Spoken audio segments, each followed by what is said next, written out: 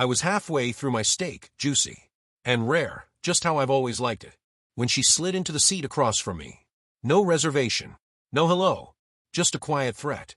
Keep eating or I'll cause a scene. She smiled like we were old friends, but her eyes were sharp, unreadable. No warmth, just calculation. And oddly, that wasn't the strangest thing about tonight. No, the real shock was how unsurprised I felt. Not after a day like today. Not after the silence from the people who had sworn there would be a celebration. My wife, my kids, full of secretive grins and hushed giggles for weeks. We've planned something amazing for you. I had pictured laughter, maybe cake, maybe a room full of loved ones. Instead, I sat alone in a restaurant. I had reserved myself just to save face. I kept checking my phone, hoping for even a single message. Nothing. No call. No text. Then she arrived. And suddenly, everything made a grim kind of sense. 20 years. That's how long I gave her. My wife. Gave them, my children. My time, my money, my soul. I built everything from nothing. A business, a home, a legacy. Gave them security, devotion, love. She was a teacher when I met her. Bright-eyed, kind. She saw me, or so I thought. Not the company. Not the status. Me. She claimed she loved how steady I was, how I didn't chase the spotlight. What she really loved was how easy I was to control. And my kids? I taught them values. Integrity, commitment, truth. But loyalty isn't taught. It's revealed. And they failed the moment it mattered most. The first crack showed up last November. I came home early from a business trip. Weather forced my flight to land sooner. I didn't tell anyone. I wanted to surprise them. But I was the one who got surprised. In the driveway, a luxury car I didn't recognize.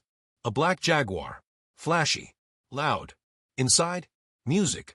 Laughter. I stepped in without a sound. No one noticed. Then I heard her voice. My wife. He buys everything I say. It's almost sad. I didn't confront her. Not then. Not even when I saw my son smirking on the staircase or my daughter toasting with a glass. I just left quietly.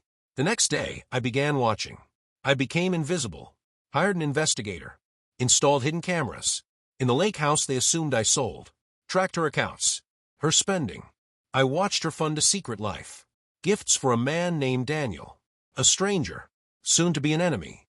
She trained the kids to call him Uncle Danny. How charming. She rewrote her will, leaving everything to our children, with Daniel as the trustee. A smoother, sleeker version of me. No past. No grit. Just lies in a polished suit. They thought I was oblivious. They mistook silence for stupidity. So I played my part. Smiled through the holidays. Kissed her forehead. Called my kids weekly. Meanwhile, I was relocating assets. Rewriting my will. Selling the company, quietly, to someone she detested. Then came the legal prep. My lawyer drafted documents that would explode at the right time.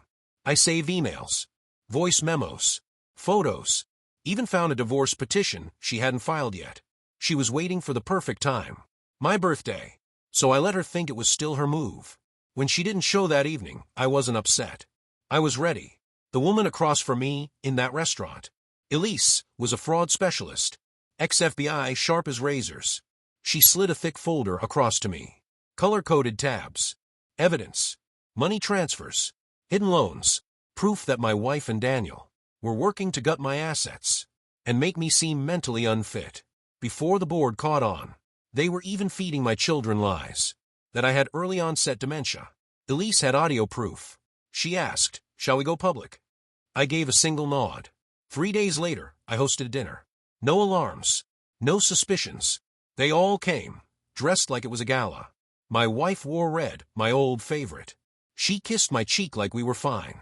We sat. Wine poured. Then I stood. I handed them each an envelope. "Your present," I said. Puzzled glances turned to horror. Inside, photos, statements, transcripts. "You wanted to shock me on my birthday," I said. So I returned the favor. She opened her mouth. I shut it down. "You're locked out of all our accounts. The house is gone. Not yours. And Daniel? The IRS says hello." The silence after was music. My daughter sobbed. My son was pale. My wife looked at me like I was a stranger. I was. She never saw the real me. Not until that moment. What followed was swift. She was arrested. Fraud, conspiracy. Daniel ran. Interpol is looking for him. The children? I gave them two choices. Make things right or disappear. They disappeared. I didn't chase them. Now I live in a modest home. No fake hugs. No performative love. Just peace.